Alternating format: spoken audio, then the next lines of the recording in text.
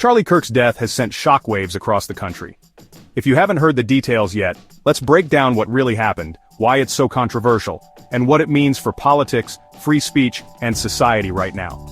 Here's what we know. Charlie Kirk, the founder of Turning Point USA and a well-known conservative activist, was shot and killed last Wednesday at Utah Valley University. He was actually in the middle of hosting a debate when it happened, shot in the neck and died at the scene. The FBI jumped in immediately, and it didn't take long for them to link a suspect to the crime scene using DNA evidence. As of now, the suspect is cooperating with the authorities and is awaiting their first court appearance. Now, the aftermath.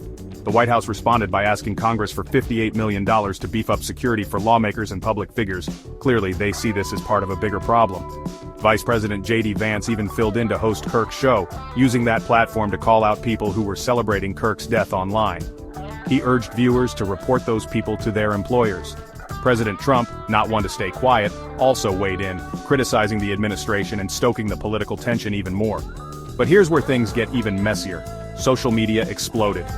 All across the US and Canada, people were getting fired or suspended for posting anything celebratory or even insensitive about Kirk's death.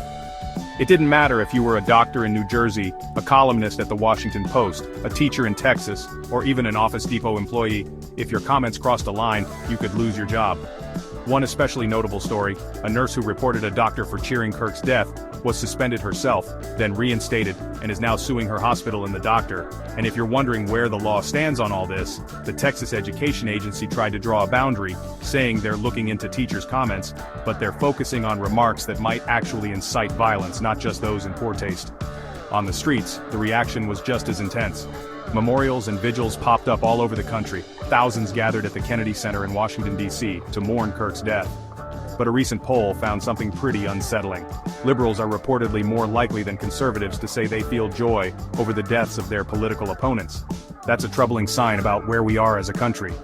So, bottom line, the assassination of Charlie Kirk wasn't just a shocking act of violence, it's become a lightning rod for debates about free speech, cancel culture, political division, and what's really acceptable in public discourse. No matter where you stand, it's a story that's going to shape conversations for a long time.